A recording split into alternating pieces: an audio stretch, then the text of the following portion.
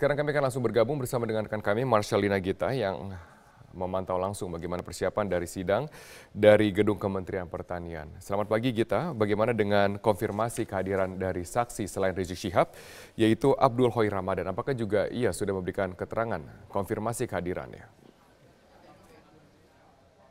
Selamat pagi Robert. Untuk kedua ahli yang dihadirkan oleh Jaksa Penuntut Umum, kedua-duanya sudah hadir di auditorium Kementerian Pertanian. Tadi ahli yang pertama hadir adalah untuk Abdul Khoir Ramadan, ahli hukum pidana dari Majelis Ulama Indonesia yang merupakan komisi bagian dari anggota Komisi Hukum dan Perundang-undangan. Tadi ini sudah tiba sebelum ahli lainnya yakni Imam Besar dari Front Pembela Islam Rizik Syihab yang juga baru saja tiba. Dan saat ini untuk Jaksa Penuntut Umum, tepatnya adalah Ketua dari Jaksa Penuntut Umum Ali Mukartono juga baru saja tiba saat ini di auditorium Kementerian Pertanian.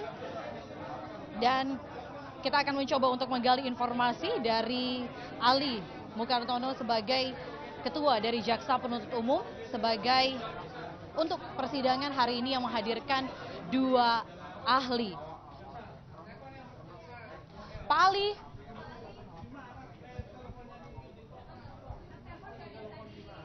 Ya, kita masih akan menunggu konfirmasi lebih lanjut dari Ali Mukartono, namun yang dipastikan bahwa kedua ahli ini sudah terkonfirmasi hadir dan saat ini sudah berada di auditorium Kementerian Pertanian dan sudah berada di dalam ruang persidangan. Mengutip sedikit apa yang tadi disampaikan oleh ahli hukum pidana yakni Abdul Khoir Ramadan. Tadi kami sempat menanyakan kepada Abdul Khoir Ramadan terkait dengan kapasitasnya sebagai ahli hukum pidana.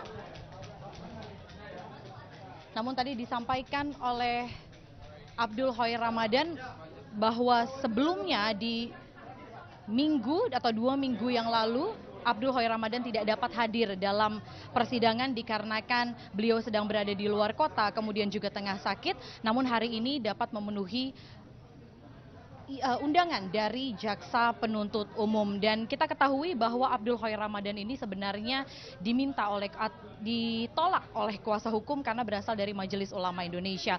Kuasa hukum dari terdakwa Basuki Cahayapurnama menyatakan jika Abdul Khoir Ramadan ini tidaklah objektif dan juga tidak independen karena telah mengeluarkan sikap dan juga pendapat keagamaan terkait dengan penodaan agama. Namun tadi Abdul Khoir Ramadan menyatakan bahwa dirinya tetap akan memberikan pernyataan, dan apakah sebenarnya nanti akan ditolak pernyataan dari Abdul Khoir Ramadan semuanya tergantung dari majelis hakim. Karena nantinya majelis hakim yang akan menentukan apakah tetap akan mendengarkan pernyataan dari Abdul Khoir Ramadan meskipun berasal dari Majelis Ulama Indonesia. Robert. Gita, Rizik Syihab dan juga Abdul Khoir Ramadan memang bukan merupakan ahli agama dan juga pidana yang pertama kali dihadirkan dalam sidang kasus dugaan penodaan agama Basuki Cahayapurnama. Lalu kira-kira apa yang akan diperlukan dari keterangan dan juga keahlian mereka dalam sidang pada kali ini? Iya Robert, tentunya kembali lagi yang nanti akan digali oleh Majelis Hakim dan juga Jaksa Penuntut Umum seperti yang sudah sempat kami tanyakan sebelumnya kepada Jaksa Penuntut Umum bahwa kehadiran dari kedua ahli ini baik itu ahli hukum pidana maupun juga ahli agama Islam akan kembali menggali terkait dengan bagaimana sebenarnya pandangan dari kedua ahli ini terkait dengan apa yang disampaikan oleh Basuki Cahayapurnama pada saat kunjungan kerjanya di Kepulauan Seribu pada 27 September 2016 yang lalu. Kembali yang akan diperdalam bagaimana pandangan dari kedua ahli ini tentang penodaan agama. Di sisi manakah sebenarnya menurut kedua ahli ini kata-kata apakah sebenarnya yang menjadi penodaan agama atau dugaan penodaan agama yang dilakukan oleh Basuki Cahayapurnama ini kembali nanti akan digali kembali oleh Majelis Hakim maupun juga Jaksa Penuntut Umum. Dan tadi yang menarik juga disampaikan oleh kuasa hukum terdakwa Ahok menyatakan bahwa kembali nanti akan menolak dan juga menyampaikan keberatannya dengan ahli hukum pidana yang berasal dari Majelis Ulama Indonesia yakni Abdul Khair Ramadan. Namun untuk Imam Besar Front Pembela Islam Rizik Syihab dinyatakan oleh kuasa hukum nanti tidak akan mengajukan keberatan, namun masih akan dapat mendengarkan pernyataan dan juga keterangan yang disampaikan oleh Rizik Syihab. Karena Rizik Syihab ini merupakan rekomendasi dari Majelis Ulama Indonesia dan Rizik Syihab bukan yang mengeluarkan sikap dan juga pendapat keagamaan tentang penodaan agama. Robert? Ya, jika tim kuasa Ahok konsisten untuk tidak menggali keterangan dari ahli yang mereka nilai keberatan, itu ahli dari MUI, maka tampaknya Rizik Syihab akan digali keterangannya. Apakah Anda mendapatkan informasi maupun juga pernyataan dari Rizik Syihab sebelum ia masuk ke dalam ruangan sidang? Karena informasi kami dapatkan dari juru bicara FPI, ada argumen khusus dan juga materi-materi yang telah dipersiapkan khusus untuk sidang pada kali ini. Iya Robert, sayangnya bahwa untuk Imam Besar Front Pembela Islam Rizik Syihab ketika tiba di auditorium Kementerian Pertanian ini enggan untuk memberikan komentar kepada awak media. Namun tadi kami sempat mendapatkan pernyataan sedikit dari kuasa hukum Rizik Syihab karena hari ini Rizik Syihab membawa kuasa hukumnya yakni Kapitra Ampera beserta juga Ketua GNPF MUI Bahtiar Nasir. Namun pada saat kami menggali apa sebenarnya yang kemudian nanti akan dijelaskan oleh Rizik Syihab terkait dengan pandangannya soal penodaan agama yang dilakukan oleh Basuki Cahayapurnama, namun disampaikan ini masih akan menjadi materi-materi yang belum bisa diungkapkan terlebih dahulu kepada awak media dan nanti baru akan diberikan keterangannya di dalam ruang persidangan. Namun kehadiran dari kuasa hukum Rizik Syihab tentunya ini untuk memantau secara langsung dan juga mendampingi Rizik Syihab di dalam ruang persidangan untuk bisa memantau seperti apa sebenarnya jalannya sidang ke-12 terdakwa Basuki Cahayapurnama. Namun yang menarik juga yang kita tunggu adalah sebenarnya materi apa yang kemudian akan dibawa Rizik Syihab ini dan kemudian nantinya akan disampaikan di dalam ruang persidangan terkait dengan pandangannya soal dugaan penodaan agama yang dilakukan oleh Basuki Cahayapurnama. Kita ketahui juga bahwa Rizik Syihab ini juga begitu bertentangan sekali dan juga menyuarakan sedari awal bahwa Basuki Cahayapurnama ini melakukan penistaan agama. Robert? Apakah Anda juga melihat pengamanan yang lebih ketat ataupun juga berbeda dibandingkan dengan sidang-sidang sebelumnya di sana?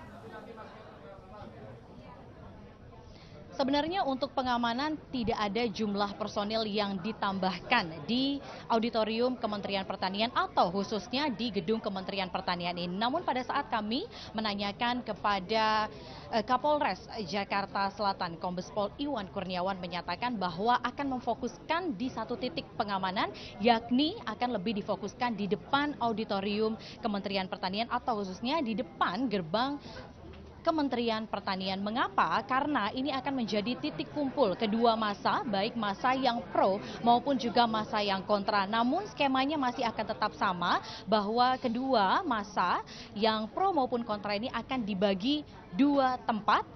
Untuk massa yang pro akan berada di sebelah kanan sisi dari gedung Kementerian Pertanian, sedangkan untuk massa yang kontra akan berada di sisi sebelah kiri di depan gedung Kementerian Pertanian. Dan seperti apa sebenarnya skema dan juga personil yang akan dikerahkan oleh aparat keamanan? Berikut pernyataan selengkapnya dari Kombes Pol Iwan Kurniawan.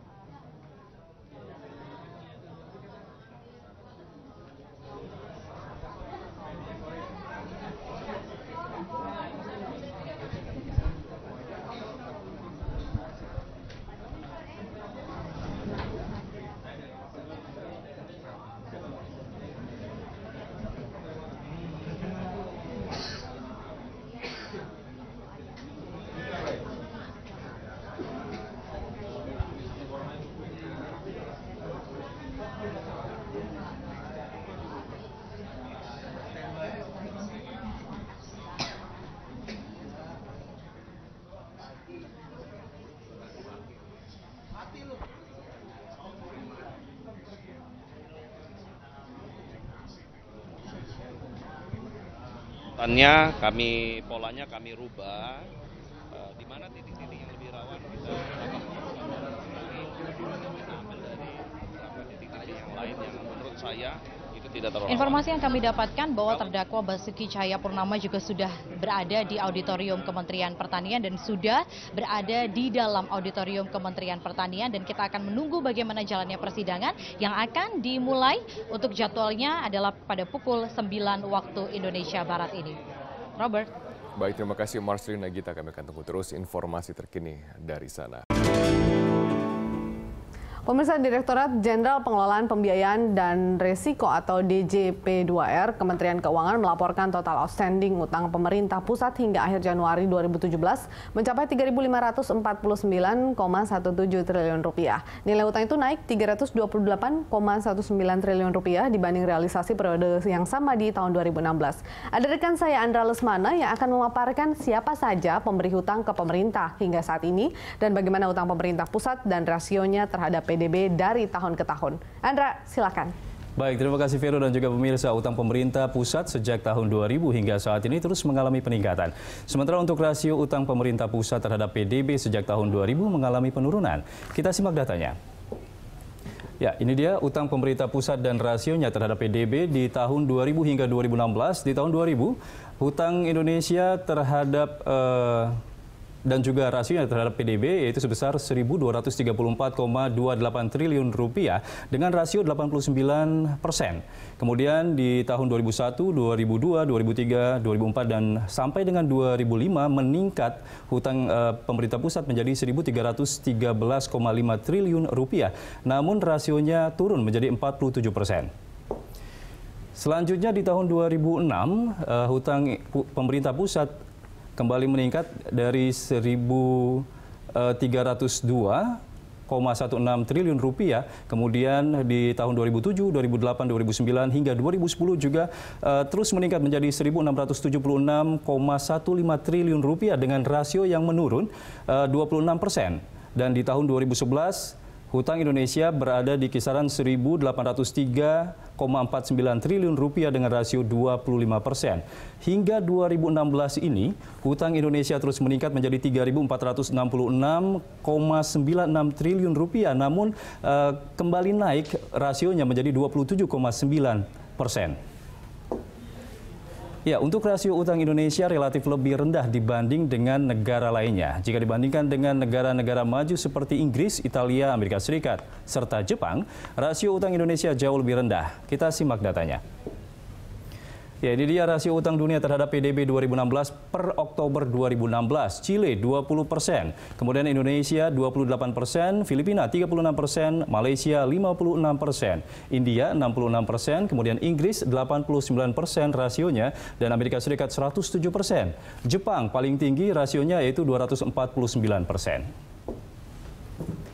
Sementara untuk utang per kapita pemerintah Indonesia pada Oktober 2016 juga lebih rendah dibandingkan dengan negara berkembang lainnya seperti India, Vietnam maupun Thailand. Dan utang Indonesia hanya sedikit di atas utang Filipina. Ini dia datanya. Utang per kapita Indonesia dan juga beberapa negara lainnya di bulan Oktober 2016, Filipina $956,3, kemudian Indonesia $1.032, India $1.200, Thailand $2.500, selanjutnya Malaysia $5.300, Amerika Serikat $62.000 dan Jepang $97.100. Maksud kami $97.100. Ya, V, kembali ke Anda. Iya, baik. Andra, tadi Anda telah memaparkan ini jumlah utang Indonesia dari tahun ke tahun hingga membandingkan rasio utang Indonesia dengan negara lainnya. Bahkan memang cenderung menurun meskipun jumlahnya naik begitu. Lantas siapa yang hingga saat ini pemberi pinjaman terbesar ke pemerintah? Ya, Veronica dan juga pemirsa, sampai saat ini Indonesia masih memiliki pinjaman luar negeri. Per Januari 2017, utang luar negeri pemerintah Indonesia, baik bilateral maupun multilateral, tercatat Rp728,15 triliun. Naik tipis dari akhir 2016 yang sebesar Rp728,8 triliun. Kita lihat datanya.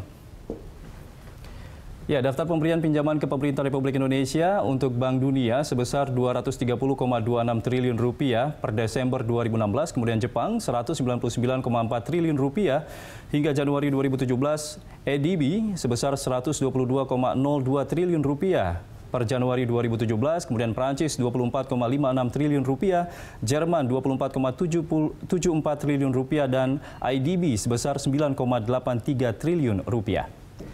Demikian informasi yang bisa saya sampaikan. Kembali ke Anda, Veronica.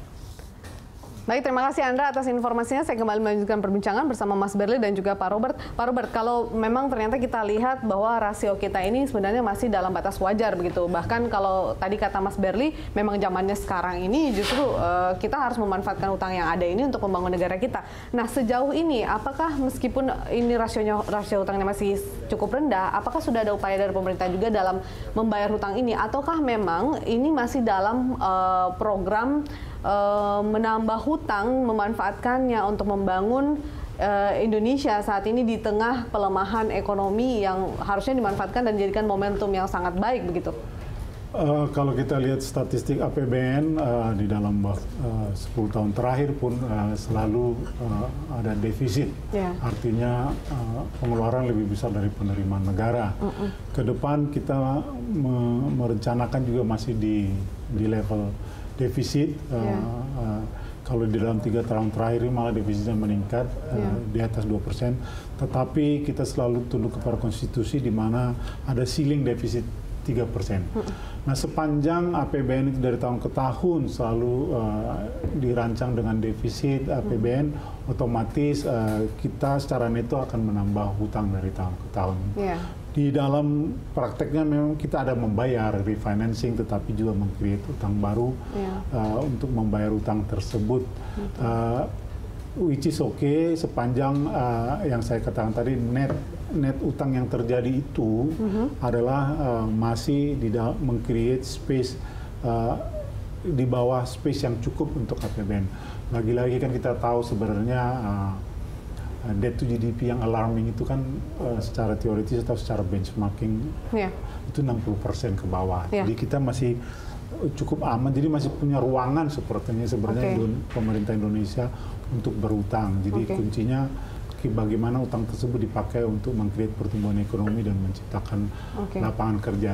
Jadi size utang secara volume, secara relatif terhadap PDB harusnya tidak mengkhawatirkan. Kesimpulannya masih ada space bagi Indonesia untuk meng-create utang sepanjang itu dipakai untuk pertumbuhan ekonomi. Tapi pemerintah tidak kemudian menjadikan spare itu sebagai satu hal yang dispensasi khusus begitu. Jadi kita masih tetap bisa berhutang karena spare kita masih cukup besar begitu. Kemudian tapi tidak memikirkan bagaimana untuk membayarnya, atau sebenarnya ini ada perhitungannya juga sih, Pak. Sepanjang defisit kan pasti kita menambah secara neto, menambah hutang otomatis dalam tahun tersebut. Biasanya seperti saya lah, ada tambahan hutang 390 triliun. Ada yang jatuh tempo, saya harus create utang baru on top of that. Jadi bisa gross issuance saya itu bisa 686 triliun penerbitan obligasi, tetapi secara neto nanti sebenarnya hanya 400 triliun atau 390 triliun. Untung memang kita sudah meng-create market surat berharga negara di Indonesia maupun di pasar global, sehingga kita punya investor yang setia dan punya market tempat memperoleh sumber financing ini. Yang menjadi tantangan bagi kita adalah bagaimana mengelola hutang sehingga kalaupun kita meng-create utang baru ataupun menservis utang lama, cost of fund yang baru itu atau tingkat bunga yang baru itu harusnya lebih rendah dari yang udah. Baik. Pak Robert, saya ke Mas Berli. Mas Berli, bagaimana Anda melihat pemerintah kemudian untuk memanfaatkan hutang-hutang ini menjadi satu hal yang sangat potensial dan kemudian digunakan dengan optimal dalam membangun negara kita saat ini? Ya, saat ini yang paling bisa bilang mendesakan adalah infrastruktur kan, yang kita memang cukup tertinggal dan sebagai bangsa kepulauan juga butuh dana yang cukup besar. Nah, ini kalau ditunda terus berarti akan semakin banyak ya saudara-saudara sedenggara kita yang tidak dapat listrik, yang tidak dapat air, yang tidak dapat pendidikan yang juga baik gitu kan. Nah, karena jadi pilihannya adalah kita menabung dulu baru bangun atau kita pinjam dulu buat mencoba supaya mereka saat ini, karena apalagi buat anak-anak yang masih balita atau SD kalau mereka tidak dapat gizi yang cukup, nggak dapat air yang bagus dan pendidikan, itu dampaknya jangka panjang gitu. Sehingga memang ya dalam literatur ekonomi pun juga di justify ataupun didukung buat pinjam untuk hal-hal yang sifatnya jangka panjang sama dampaknya luas gitu, multiplier efeknya besar gitu. Dan ini agak disayangkan gitu kalau ada ketakutan yang berlebihan terhadap hutang yang tanpa didasari oleh pengetahuan ekonomi yang cukup gitu, yang baik gitu. Karena di korporasi pun juga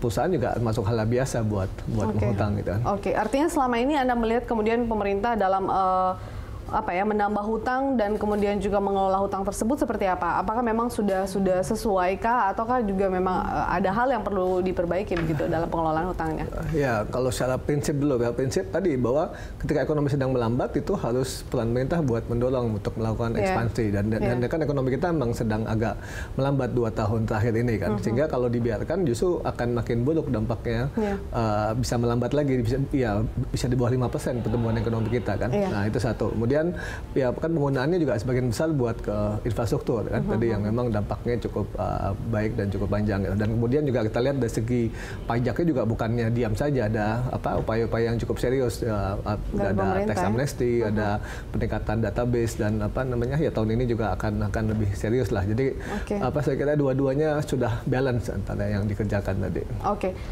Kita tahu ada hutang pemerintah juga ini dari beberapa negara begitu. Kalau kita tahu juga The Fed saat ini yang menjadi bank sentral dari Amerika sendiri kan juga ada perencanaan untuk menaikkan suku bunga. Ini mungkin berdampak pada kurs dolar dan juga berpengaruh terhadap kurs rupiah. Apabila kemudian dalam waktu dekat ini pun pemerintah ada rencana untuk membayar hutang, artinya ini juga menjadi beban tersendiri dalam membayar hutang dengan pengaruh dari kurs ini kah atau bagaimana?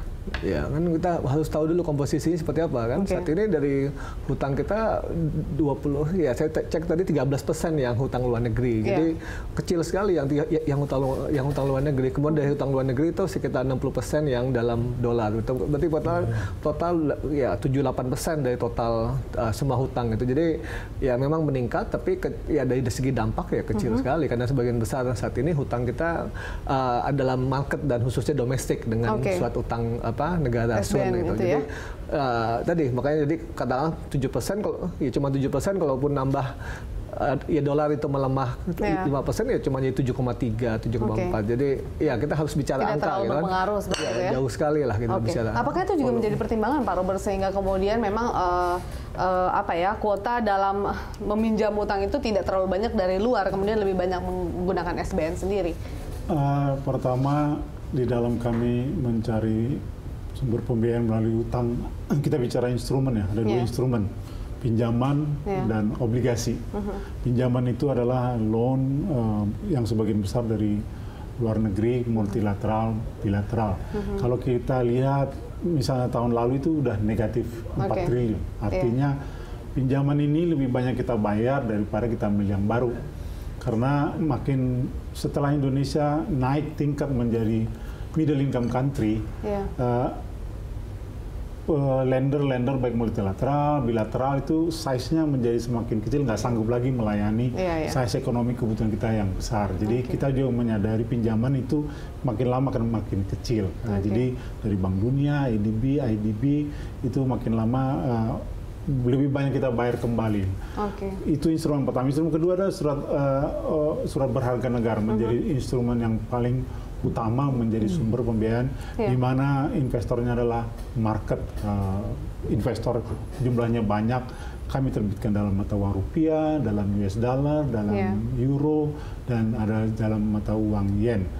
Di dalam strategi kami mencari pembiayaan ini khususnya melalui SBN, andalan utama adalah dalam mata uang rupiah dan dilakukan melalui lelang. Kami secara rutin tiap minggu lelang, sehingga itu juga sesuatu konsistensi yang perlu dilihat oleh market dan investor sehingga dia bisa predik kapan kami lelang, bahkan target size-nya pun mereka bisa antisipasi karena market membutuhkan itu supaya dia bisa membuat perencanaan.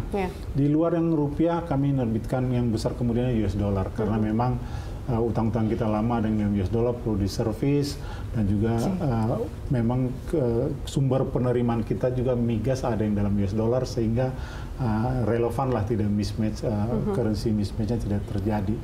Itu US dollar, euro, dan Japanese yen itu SBN-nya kurang lebih 20% dari total penerbitan. Ya? Okay. Kenapa kami harus menerbitkan itu? Pertama, untuk meng-create diversifikasi investor base supaya kami juga, kantong investor kami bukan hanya di domestik, tapi ada kantong investor di global yang pembeli US dollar, ada pembeli euro, pembeli yen, itu berarti ada kantong-kantong sumber-sumber kami menerbitkan bonds.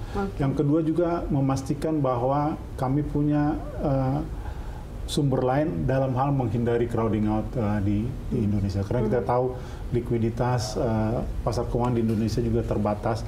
Jangan kami sampai menerbitkan SBN dalam size yang sangat besar sehingga crowding out, sehingga tidak ada jatah buat private. Itu juga perlu kami kelola sedemikian rupa. Oke, baik Pak Robert, Mas Berli, kita lanjutkan perbincangan di segmen berikutnya. Tetaplah bersama kami di Hot Economy, kami akan kembali usai jeda.